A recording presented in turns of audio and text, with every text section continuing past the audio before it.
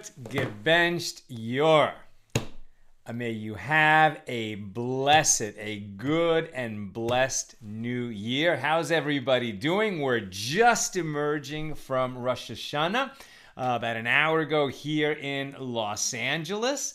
And we're in that very special time now, the days of awe between Rosh Hashanah and Yom Kippur. Tomorrow is a fast day, Tzom Gedalia, recalling a very tragic day in Jewish history when, that's a whole story. We'll put a post up about it tomorrow. So we'll be fasting tomorrow. It's a minor fast, so we can eat before daybreak. And then we'll break the fast tomorrow night. And then we try to get the happiness going again. It'll be Friday. Then Shabbos Shuvah, the great Shabbos between Rosh Hashanah and Yom Kippur. And in all these days, we're examining our deeds. On Rosh Hashanah, it is written. On Yom Kippur, it is sealed. So we're in the midst of really, really drawing ourselves close to our true selves that never have an unbroken connection to Hashem. We get so caught up in the stuff of our world, and during these days we want to just focus on that unbroken, beautiful, beautiful connection between ourselves and our Father in heaven as we prepare for Yom Kippur next week. How's everybody doing? Our numbers are a little low tonight. That makes you, the few, the proud, who are ready to learn right as we're coming out of Rosh Hashanah. That is starting the year off right. And I'm sure a lot of people are going to catch up tomorrow on the replay. Who's with us right now live? Sharon wishing us a Gemar Hatima Tov. Maybe we inscribed for a good decree from Lebanon, New Jersey. James in Indianapolis. Angela in New Hampshire. Marion in Glendale. Belle in Illinois. Gisette says shalom. Bill in Columbia just a few minutes before his bedtime. Rebecca in LA. Miriam in Colorado. Yom Tov Okuma tuning in from Africa. Great to have you, Yom Tov. Christo in Lubbock. John in Maine. Lou in Modin in Israel. Welcome, Lou. So great to have you with us from the Holy Land. Marie checking in with her Jewish roots. Spencer in Tucson. And Marie is in Indiana. Welcome, everybody. Over there on the YouTube side, Lynn in Texas and Marjorie in Georgia. Wishing everybody a Gemar Hatima Tova. Welcome, everybody. All right, so we got let's get going. We have 3 pages to cover. So as always, when we're doing a makeup show, we'll be more selective in the highlights of each page that we cover, but there's some really fascinating stuff in these 3 pages. We are in Tractate Beitzah. These are the general laws of Chagim, of festivals. Rosh Hashanah, that we just came out of, counts as a festival. And we've talked quite a bit about Rosh Hashanah right before Rosh Hashanah.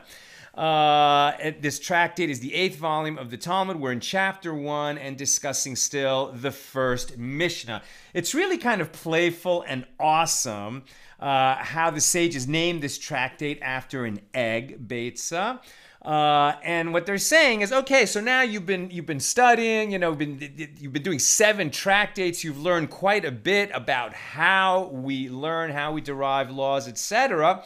And now in a kind of playful way, because these students have been involved in Gemara study and Talmud study for a while, we're going to show you how many different laws apply to this question, how many areas of law apply to this question of may we eat an egg that was laid on a festival. And if you're just tuning in for the first time, don't worry about it. Anytime you begin Talmud study, it's going to be challenging, it's going to be difficult, a lot's going to seem unfamiliar.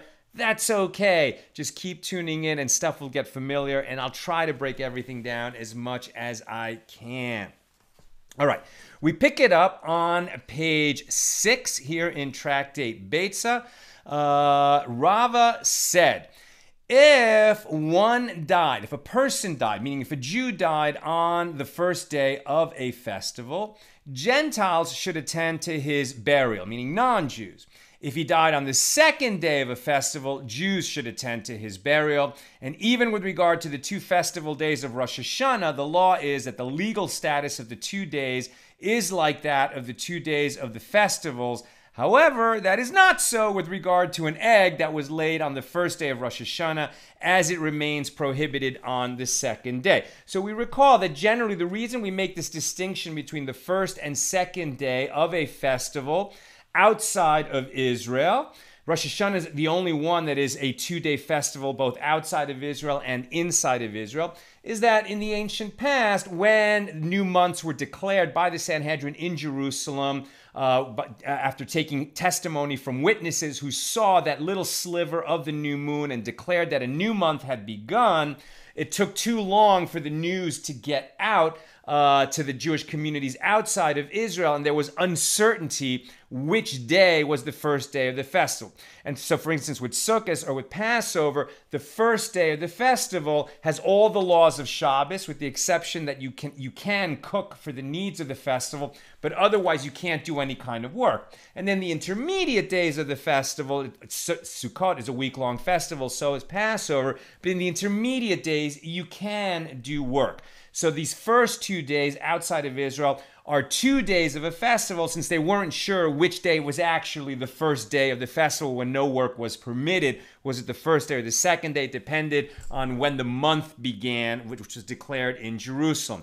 Why is Rosh Hashanah a 2-day festival even inside Israel? Because that's a 2-day festival that occurs at the beginning of the month, unlike Passover, Sukkot, and Shavuos, which occur later in the month. So even in the Holy Land, there was not time to get the word out to everybody. And so that's why we have it. It's prohibited that if an egg was laid on the first day of the festival, you still can't eat it on the second day of the festival. Because it's treated like one long period of sanctity. And we've been talking quite a bit about that. But now we have this new idea of the dead body, right? So generally speaking, when a Jew dies, Jewish law mandates that he be interred, that he be buried within 24 hours. And so we take life very seriously, and we take the end of life very seriously. And for the dignity of this corpse that carried that soul around for a lifetime, we make sure that it gets buried promptly, okay? However, even though we're going to make sure it gets buried promptly, if we have an alternative to a Jew doing prohibited work on Shabbos or on a festival, we take that alternative. So if non-Jews are present and they can dig the hole, because digging a hole is considered constructive labor, and a Jew can't do that. That's on the first day of the festival. For the second day of the festival, since it was really a 2-day festival, because originally there was the case of uncertainty, so here the sages are going to be very lenient and say, but Jews can dig that hole on the second day of the festival. Not so with regard to the egg. The law on this, the halacha, a corpse that is to be buried on the first festival day should be attended to by Gentiles rather than Jews, even if this could be left until the next day without demeaning the dead. So it's better to get that body in the ground as promptly as possible, even if you're going to rely on non-Jews to dig the hole. This law applies to digging the grave and preparing a coffin, manufacturing a coffin, and the shrouds, right? So the shrouds are the burial shrouds, this very simple white garment in which the corpse is buried. However, the ritual washing and cleansing, including the heating of water for this purpose, and the removal and the actual burial of the corpse may be performed by Jews as well. If a Jew dies on the second day of the festival, including the second day of Rosh Hashanah, Jews should attend to the corpse and tend to all of its needs, including digging the hole. If it is necessary to remove the body outside the city for burial, that is permitted. As with regard to the dead, the second day of a festival is considered like a weekday, only with respect to attending to the dead, which is a major, major mitzvah. It's called the true kindness because the dead can never return that favor, but we take absolutely as good care of them as we can.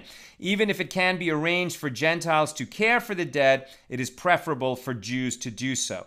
However, the Ashkenazic custom is to have all labors prohibited by Torah law performed by Gentiles whenever possible, with Jews doing the rest. A Torah prohibition may be performed by Jews only if it cannot be done by Gentiles, like digging the hole. All this applies only to cases where the decision is made to bury him that day.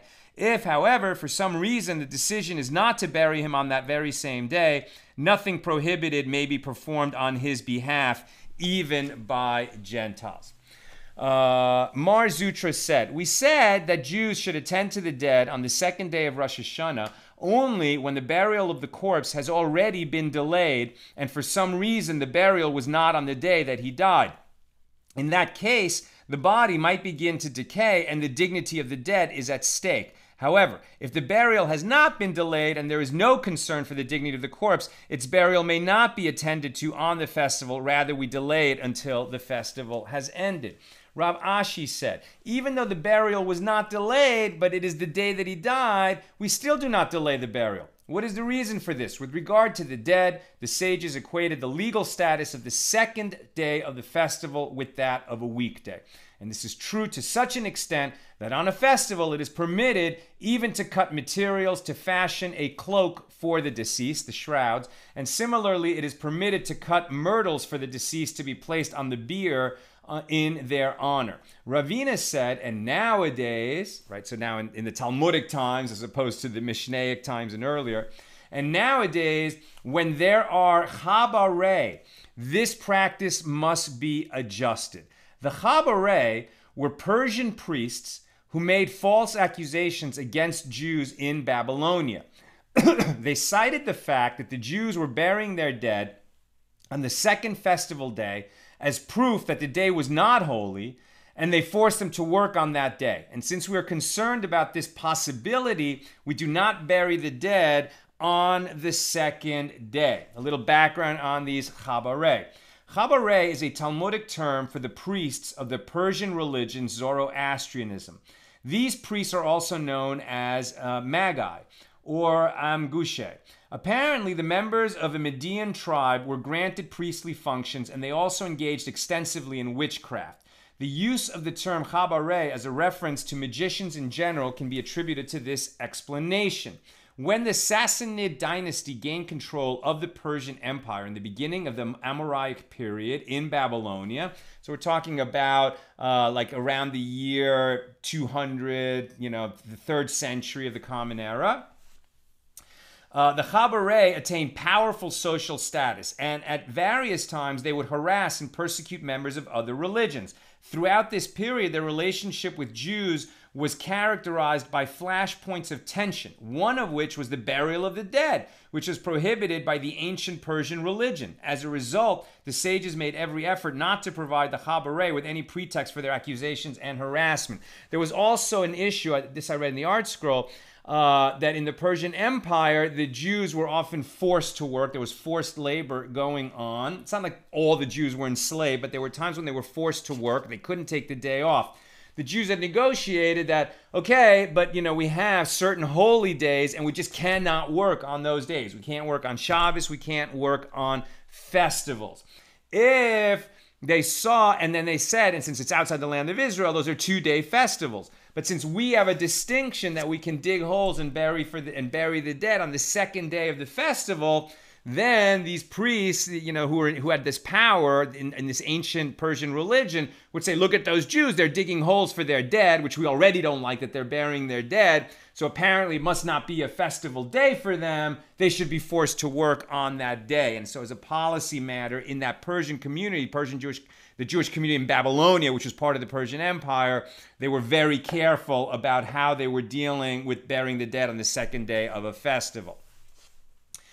And the Gemara relates, Ravina sat before Rav Ashi on the 2 festival days of Rosh Hashanah, which occurred that year on Thursday and Friday. And Ravina observed that Rav Ashi was sad. And he said to him, why is the master sad? And he said to him, because I did not prepare a joining of cooked foods, and Erev Tavshilin. Therefore, I cannot prepare food or light a candle on Rosh Hashanah for the upcoming Shabbos. We've talked about this before in Tractate Eruvin.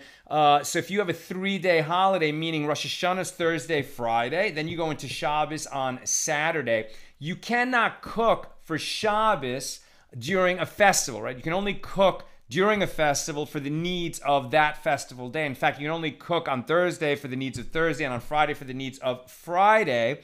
So, but what are you going to do on Shabbos? You have to have a Shabbos dinner Friday night when Shabbos begins. And so you make this sort of device instituted by the sages called the Erev Tavshilin that you do before the festival starts. You actually like cook a little bit, an egg or something, and it's like you've already started cooking for Shabbos, and this allows you to have some leniency so that you can have a nice Shabbos dinner. So Rav Ashi is saying that he didn't make this device, he didn't take advantage of this rabbinic device so that he would have a nice dinner on Shabbos. And Ravina said to him, and let the master prepare a joining of the cooked foods now, on the first day of Rosh Hashanah, which is Thursday. Didn't Rava say a person may prepare a joining of cooked foods from one festival day of the diaspora to another by stipulating the following condition? If today is a weekday and tomorrow is holy, this shall be my joining of cooked foods, by means of which I may prepare food tomorrow for Shabbos. If today is holy and tomorrow a weekday, it is permitted to prepare food tomorrow, as it is on a regular weekday, and a joining of cooked foods is not even needed. Right, so it's dealing, now it's with the problem of cooking for Shabbos after Thursday, Friday, Rosh Hashanah, but it's depending on this question of that we have uncertainty which day is actually the festival. Rav Ashi said to him, you can say that Rava stated this law with regard to the regular 2 festival days of the diaspora outside of Israel, but did he actually say so with regard to the 2 festival days of Rosh Hashanah? It's a little different, Rosh Hashanah versus the first 2 days of Passover, the first 2 days of Sukkot, or Shavuos for that matter, because Rosh Hashanah is like a full 2-day festival even inside of Israel. And the Ravina replied, didn't the sages of Nehardea say that even an egg is permitted on the 2 days of Rosh Hashanah, which are treated exactly the same as other festival days in the diaspora? The same ruling should apply to a joining of cooked foods. This is not the law. This is just what the Nehardeans said. And Rav Mordecai said to Ravina, this does not resolve Rav Ashi's difficulty. As the master, Rav Ashi explicitly said to me that he does not hold in accordance with this opinion of the sages of Nehardea. Rather, he maintains that Rosh Hashanah differs from other festivals, and in this case, there is no way to make up for failure to prepare a joining of cooked foods. He needed to do that before Rosh Hashanah began, not after it began. We skip a little bit to the bottom of page 6. Rav Huna said that Rav said an egg is fully formed upon its emergence, i.e. it is not considered an egg until it is laid. Isn't that obvious? No, because the egg is inside the chicken right before it comes out. There's an egg inside that chicken. Is that an egg or not? Why is this a question? What is the meaning of the statement, an egg is fully formed upon its emergence? To which issue is Rava referring? If we say he meant an egg is fully formed and called an egg only upon its emergence, and at this stage it is permitted to eat it with milk, this indicates that while an egg is still inside its mother, even if it is fully formed, it is considered meat and it is prohibited to eat it with milk. But isn't it taught in a baraisa with regard to one who slaughters a chicken and finds a fully formed egg inside it, it is permitted to eat them with milk? Right, so what are we talking about here? Can a Jew eat a cheese omelet? You cannot eat a cheeseburger. A Jew cannot eat a cheeseburger, right, and be within the law because we don't eat milk and meat together. Can you eat a cheese omelet? Can you have an egg and milk together? Yes, you can. An egg is considered parv. It is neither meat nor dairy. An egg could be eaten with meat, and an egg could be eaten with milk. So the question that's being asked is, well, what if you find the egg inside the chicken when you slaughter the chicken? The chicken is meat, not by Torah law, but by rabbinic law, right? Poultry gets assigned into the meat category, even though, right, it's a bird, it's not a mammal, it's not, it doesn't have the same exact laws, it doesn't give birth in the same way as a cow or a goat or a sheep. But nevertheless, its flesh is similar enough to meat that it's considered like meat. So a Jew cannot eat chicken parmesan, right? You can't put cheese with your chicken. But the egg can be eaten with cheese. And so the question is, if you find that egg inside the chicken when you slaughter it, is it going to be considered like meat, or is it still going to be considered an egg, which is parve and can be eaten with milk? What is the law? In the case, this is the halacha, in the case of an egg discovered inside a slaughtered chicken, if it is fully formed, i.e. it has a yolk and albumin, it is considered an egg for all purposes, and it is permitted to eat it with milk. This is the law, even if the egg is still attached by sinews to the chicken. If the egg consists only of yolk, one may not eat it with milk, right? This is when you slaughter the chicken and find this half-formed egg inside the chicken. Now, it's not a full egg. It's still considered part of the chicken, and so it's going to have the status of meat like the chicken. Some say that milk products may be eaten immediately after it is eaten because it isn't quite meat, although others prohibit this. In fact, Jewish women adopted the custom to be stringent and not eat any egg discovered inside the mother, even if it has a hard outer shell, with milk. Instead, they salt them separately. This stringency need be followed only ab initio, and only in a place where that is the custom. Some say that if an egg is attached to the mother by sinews, even if the albumin has formed, it may not be eaten with milk. If it will result in significant loss, one may be lenient, even if only the yolk has formed. So these are some of the issues involved in figuring out when an egg has the status of meat because you found it inside a chicken when you slaughtered the chicken. Generally speaking, if the egg is fully formed, it counts as an egg and it may be eaten with milk. Let me just take off my jacket. It's pretty warm in here.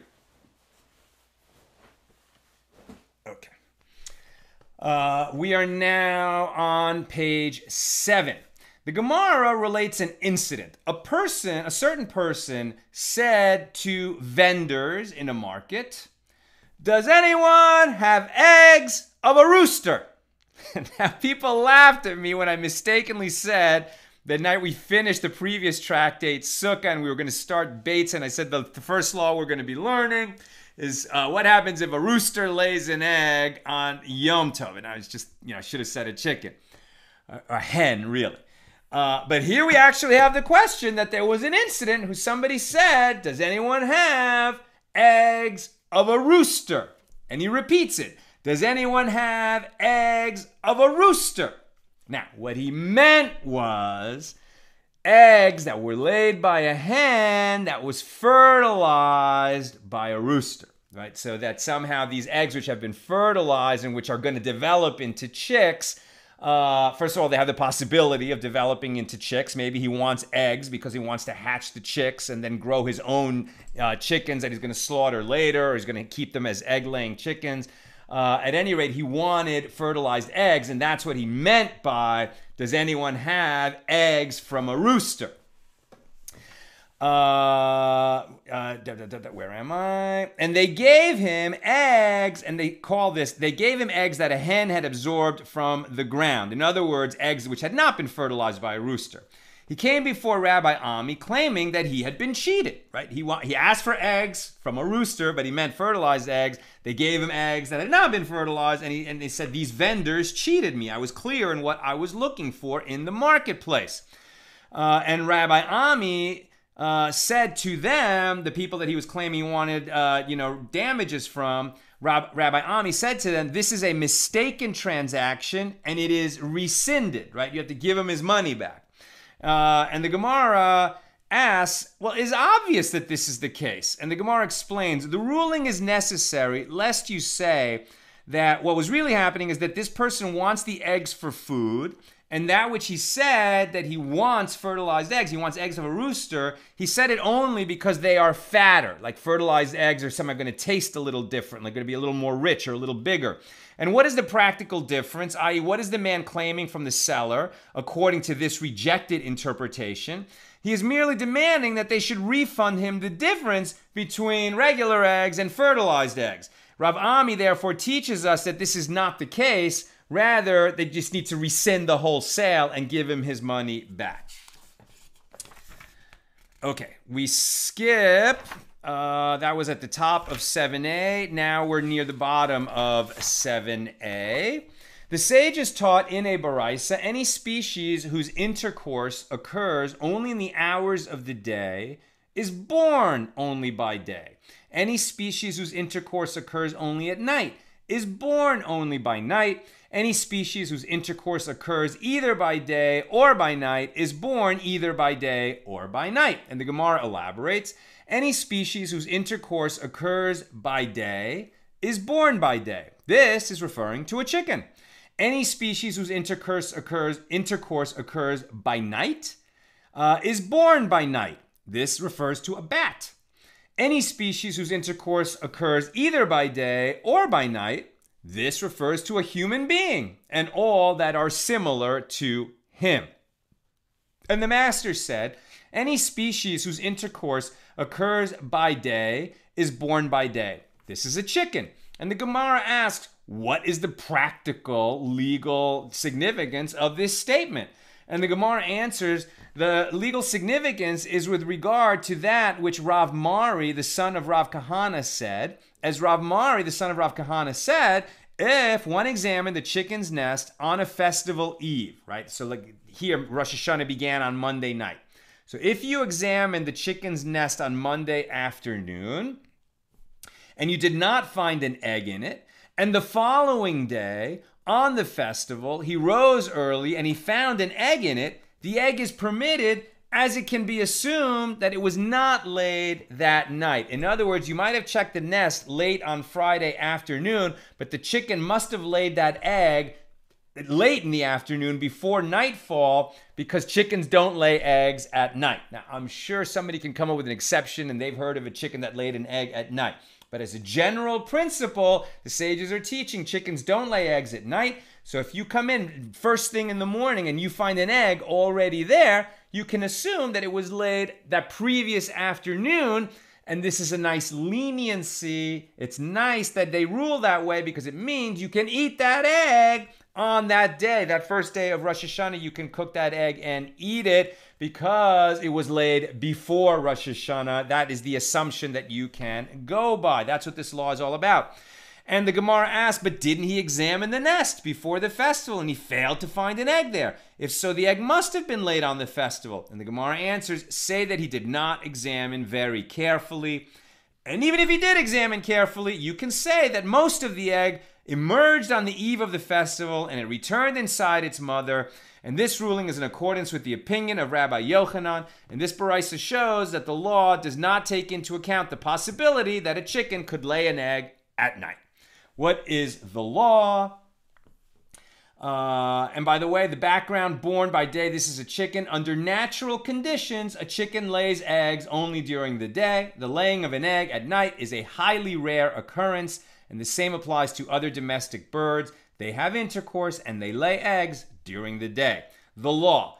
If most of an egg emerged on the eve of a festival and then returned inside the chicken, right? I guess you can assume that that happened, or maybe people have even seen that happen, that the egg kind of starts to come out and then for whatever reason goes back in. If most of it came out, right, it seems like more than half came out, then it went back inside the chicken, it's as if the egg has already been laid.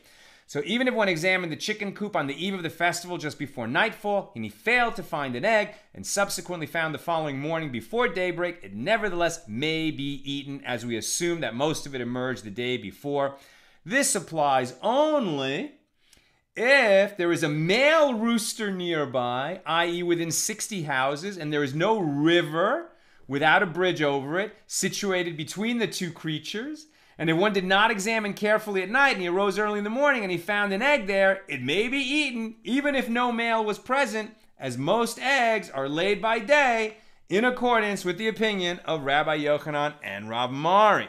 And the Gemara asks, until where exactly is it considered to have a male with it? How near must a rooster be for this principle to be in effect? And Rav Gamda said in the name of Rav, the male must be any place where the hen can hear its voice by day, when sounds cannot be heard as easily as at night. If the chicken is close enough to hear the rooster's call by day, the rooster is considered close enough to the chicken that the latter will produce eggs only through fertilization by the male. Right? So if a chicken can hear a rooster, right, then it won't just lay unfertilized eggs. It's going to wait, or I guess I don't know that much about the sexual habits of chickens. I'm just reading what it says here. The Gemara relates, Rav Mari took action in accordance with this opinion. When he found an egg on a festival morning, after he looked in the nest the day before and failed to find an egg there, he examined up to a distance of 60 houses from the chicken, and although he did not find a rooster within this area, he assumed there was one further away and he permitted the egg. And the Gemara comments, if there is a river between the rooster and the chicken does not cross the river. But if there is a bridge, it crosses the river. And if there is only a rope bridge suspended between the river, the chicken will not cross on the rope. And the Gemara comments, nevertheless, an incident occurred in which a chicken crossed over on a rope bridge. However, one may not rely on this possibility. So I guess we learned that when, a chicken is looking for her rooster, she will go to great lengths to be with the rooster. All right, we skip a little bit near the bottom of the B side of page 7. The Mishna states that Beis Shammai and Beis Hillel. So now we're back to Mishnah number 1 and its rulings. So it's all about that the egg laid on the festival may not be eaten on the festival day because it was not prepared for use on the festival. It came into existence. And Beis Shammai would permit it, Beis Hillel prohibit it. We follow Beis Hillel in this stringency. That's unusual because usually Beis Shammai, the followers of Shammai, are more stringent than Beis Hillel. Now that our Mishnah mentioned this case where Beis Shammai was more lenient than Beis Hillel, it mentioned a few other cases where Beis Shammai is also more lenient than Beis Hillel, even though it has, very little, it has nothing to do with an egg. The Mishnah states that Beis Shammai and Beis Hillel also dispute whether or not one who slaughters an undomesticated animal or a bird on a festival without having prepared earth the day before with which to cover the blood after the slaughter may dig out earth on the festival itself to cover the blood. So there's going to be a distinction between domesticated animals and undomesticated animals with respect to the procedure for making a kosher slaughter of the animal. If it's a domesticated sheep, for example, okay, so, you slaughter, you do the proper slaughter. But if you take an undomesticated mountain sheep, right, it's a kosher animal, we're permitted to eat it, but you're going to have to capture it. And then when you slaughter it, and its blood spills out on the ground, it is a positive mitzvah. We are commanded to cover the blood of that slaughtered animal. And what covering actually means, it has to be some fresh earth under it. The blood goes on that, and then more earth on top of it. This is that tremendous respect for the lifeblood of an animal. It has to be covered with earth. And we don't eat blood. It says several times in the Torah, Jews may not eat blood. Okay, so Beis Shammai said, so with respect to one who slaughters an undomesticated animal or bird on the festival, if you didn't prepare earth the day before with which to cover the blood after the slaughter, so you may dig out earth on the festival itself to cover the blood. Okay, that's the issue we're talking about. We skip a little more. Now here's the law about this. Slaughter and covering the blood on a festival. What is the halacha? One may slaughter an undomesticated animal or a bird on a festival. Now, why can you slaughter an animal on a festival at all? Because you can cook on a festival for the needs of that festival. You want to have a festive meal. So, right, if you didn't have, you weren't able to visit the butcher and get a nice chunk of meat that you're going to cook on the festival, so you can actually slaughter an animal, butcher the animal, and then roast its meat and eat it on the festival. But there's a limitation on that. So one may slaughter an undomesticated animal or a bird on a festival only if he has prepared loose earth the day before for the purpose of covering its blood. If someone transgresses and slaughters an animal, he may dig with a shovel. So this is the problem. If you didn't prepare some loose earth with which to cover that blood, now you have to cover the blood. You don't have earth handy. What are you going to do? You're going to stick a shovel in the ground, right, and dig up some dirt to cover that blood. But you just made a hole. you can't dig a hole on a festival, just like you can't dig a hole on Shabbos, because that's considered constructive labor. Like when you dig a hole to create the foundation of a house, right? That's part of building the house, is digging a hole. So if someone transgresses and slaughters an animal, he shouldn't have done it, but he did, okay, then he may dig with a shovel and cover the blood if he had embedded the shovel in loose earth before the onset of the festival. But if he hadn't already stuck a shovel in the ground, because then what you could say is, well, when you pull the shovel out of the ground, some earth is going to come with it incidentally, and you can use that to cover the blood. But if you didn't you didn't already get some loose earth, and you didn't have a shovel stuck in the ground, okay, then you're going to have to wait till after the festival day ends, and then you're going to cover the blood of this animal that you shouldn't have slaughtered in the first place because you didn't have loose earth ready, but you did it anyway. You didn't have loose earth ready, so you're going to cover it after the festival day ends. The mitzvah of covering the blood is performed by placing earth beneath the blood and covering the blood with another layer of dirt. One should prepare earth for this purpose ahead of time. That's the correct way to handle this. Rav Yosef provided a slightly different explanation of our Mishnah and said that this is what the Mishnah is saying. With regard to one who slaughters animals and he comes to consult with a sage, what does the sage say to him? Beis Shammai say that he says to him, go, dig, slaughter the animal and cover the blood. And Beis Hillel say, well, he may slaughter the animal only if he had the earth that was prepared while it was still day. Abaye said to Rav Yosef, let us say that the master, meaning Rav Yosef, and Rabbah have a dispute over the following statement that Rabbi Zera said in the name of Rav. Rabbi Zera said in the name of Rav, one who slaughters an undomesticated animal or bird is obligated to perform the mitzvah of covering the blood, and therefore he must place earth beneath the blood and earth above it, as it is stated, Leviticus 17:13, and he shall pour out its blood and cover it in earth. It is not stated cover it with earth, but in earth, indicating that the blood must be concealed inside the earth. And the verse thereby teaches that one who slaughters an animal must place earth beneath and earth above the blood. Abaye is suggesting that the master of the opinion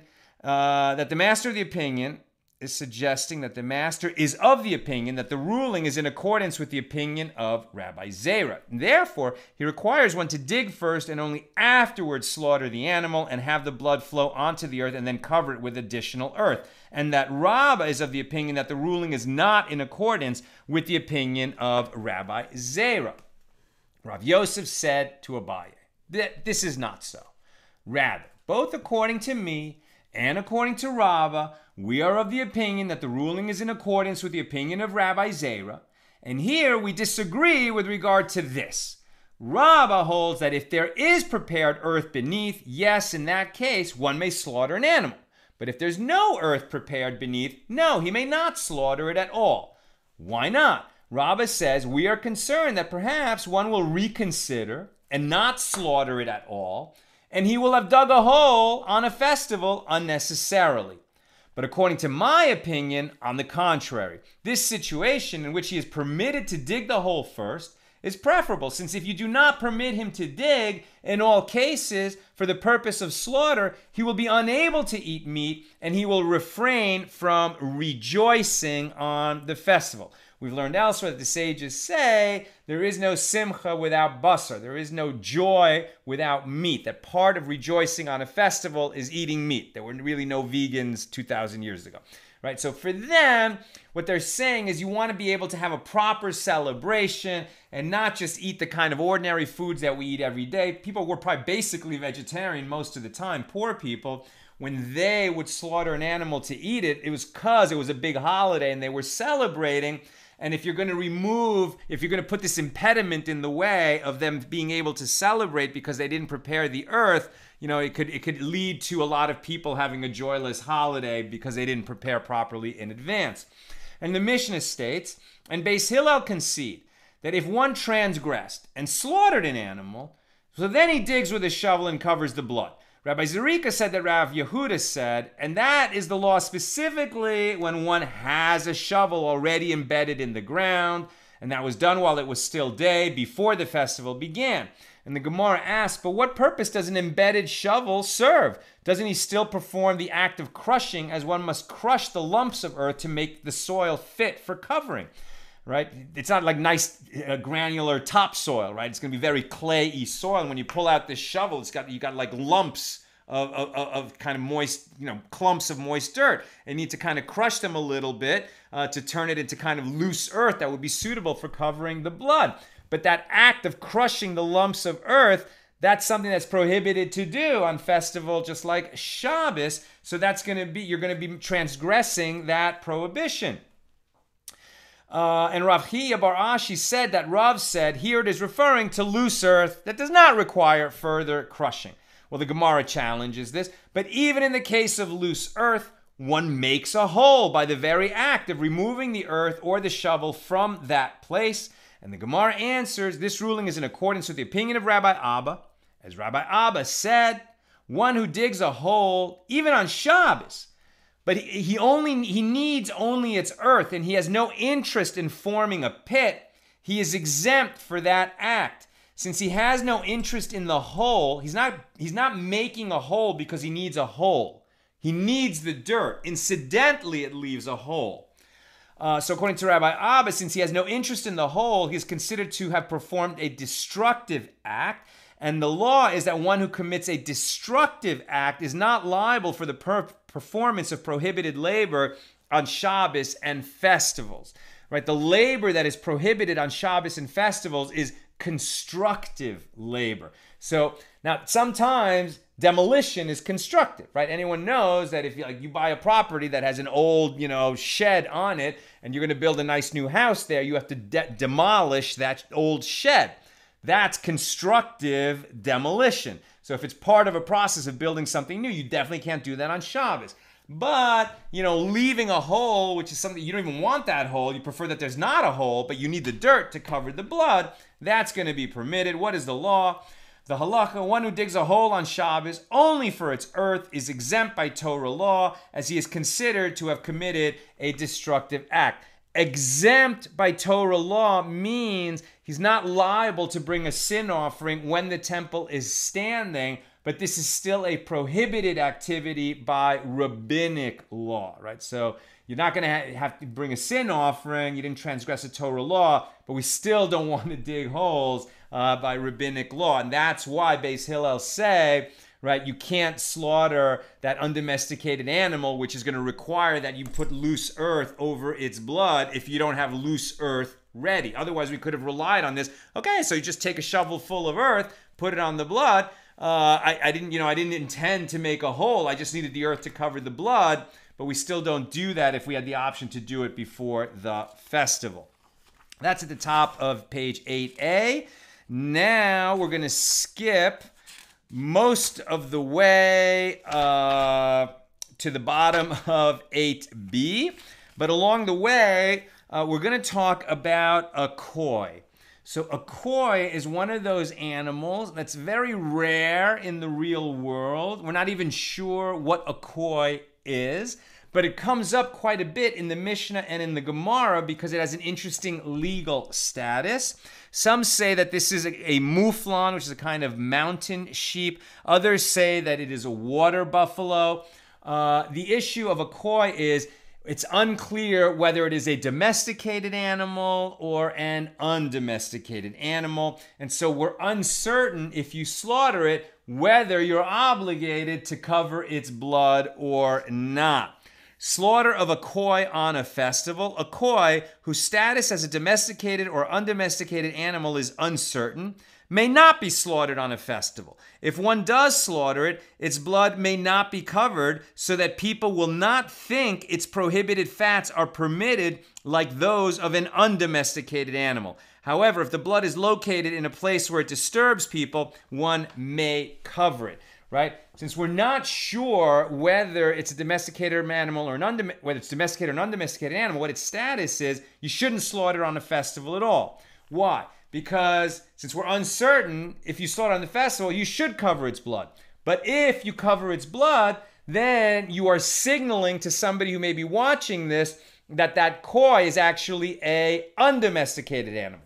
If it's an undomesticated animal, certain parts of that animal, certain fats are permitted to be eaten, unlike the same parts of a domesticated animal which are prohibited to be eaten and have to be offered up to God. Okay, so we skip, because we're doing a highlight show, we're actually skipping most of page 8.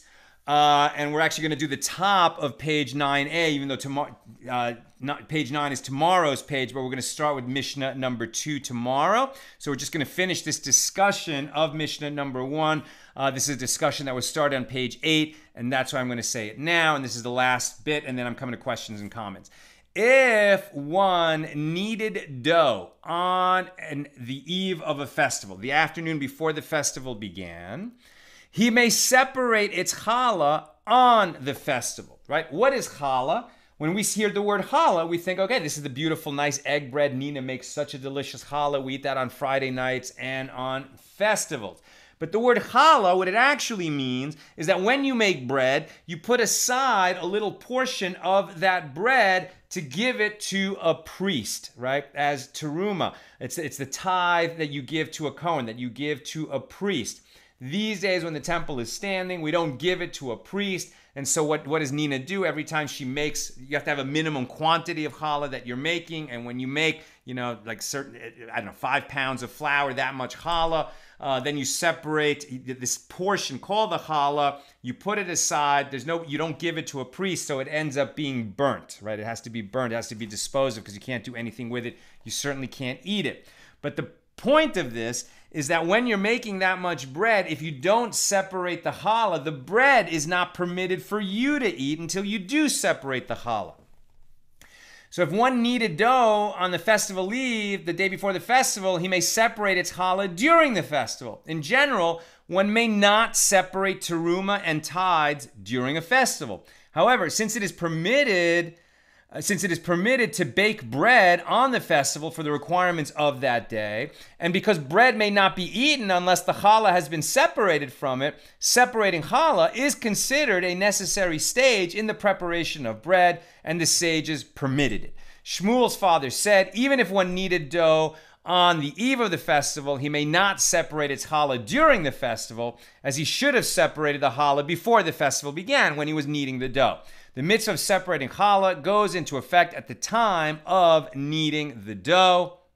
Let us say that Shmuel disagrees with his father. As Shmuel said, with regard to challah from outside the land of Israel, where the separation of challah is a rabbinic obligation as opposed to a Torah obligation, one may proceed to eat the bread and afterwards separate the challah from the remainder of the dough. This statement indicates that the separation of challah outside of the land of Israel is not required to render the bread permitted, in contrast to the separation of teruma and tithes from produce. Consequently, separating challah is permitted on a festival as it does not involve a significant change. This contradicts the opinion of Shmuel's father, who prohibited separating challah that could have been separated before the festival. What is the law? The halakha. It is prohibited to separate challah from dough on Shabbos. On a festival, it is permitted to separate challah from dough that was prepared on the festival, as this is part of the process of preparing food.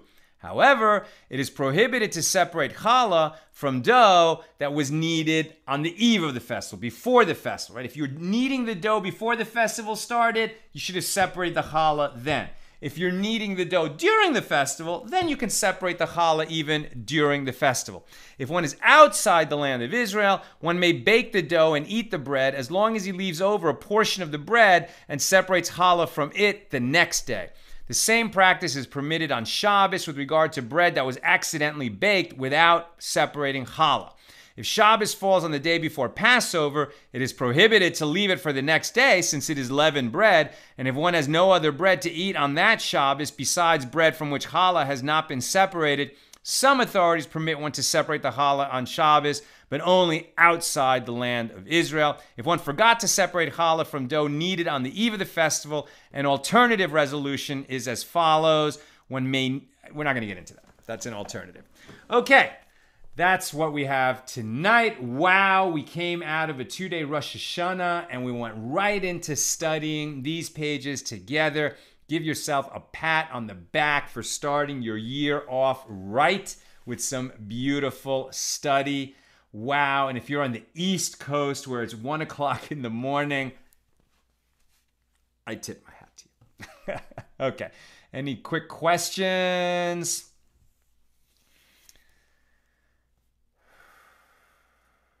Sharon Fran Brooks, Tzom Gedalia. Oh, thank you for clarifying. What is the history of the fast that we'll be observing tomorrow? Is the anniversary? Oh, no, she's not. I'm sorry. Tzom Gedalia is when this man, Gedalia, the governor of the land of Israel, after Nebuchadnezzar defeated and destroyed the first temple, and then he was killed by another Jew. Terrible event in history. But Sharon is telling us that this fast, Tzom Gedalia, is the anniversary of when the Nazis invaded my father's shtetl and burned down the Beis Midrash, the house of study. So it holds a special sadness for me. Wow, thank you for sharing that, Sharon. Thank God the Nazi bastards are gone and we are still studying what they tried to destroy. Bill, now, what if there's ample evidence that the egg was laid just before the farmer entered the coop, after the sun was up, and before the farmer entered, such as the egg still being covered with mucus? You know much more about egg laying than I do, but it sounds like, well, then it was laid during the day, right? And so then you can't rely on that assumption that they don't lay eggs at night. Now it was laid during the festival, and you can't eat that egg that day, I would think.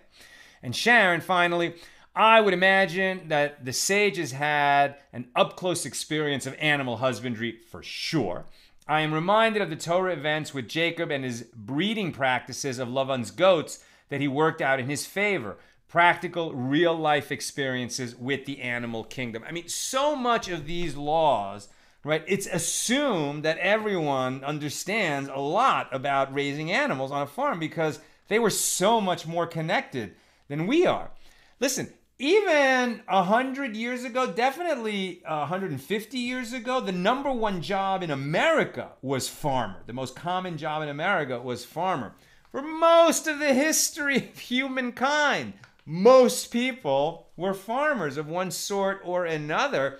And so this idea, and even the people who weren't farmers, you know, many of their family were farmers. Like this idea that meat is a cube of stuff that you buy in a styrofoam tray at the supermarket, that is like, you know, just the last 5 minutes of human history. Most people throughout human history were very aware, you know, what meat is, what animal it comes from, what part of the animal it came from, when that animal was butchered, who brought it to you. You know, it's like they were very in tune with the land and, as you say, animal husbandry. We've lost that. And, you know, studying these laws a little bit gives us some kind of an inkling of what that world was like, and it's good for us to do that. If we're going to eat meat, we should be aware of the animal that gave up its life so that we could enjoy it. That's what I've got for us tonight. With God's help, we'll be weak from fasting, but we'll be ready to learn tomorrow at our regular time, 6 p.m. Pacific. Have a great night and a good gebenched year, a good and blessed year. Good night.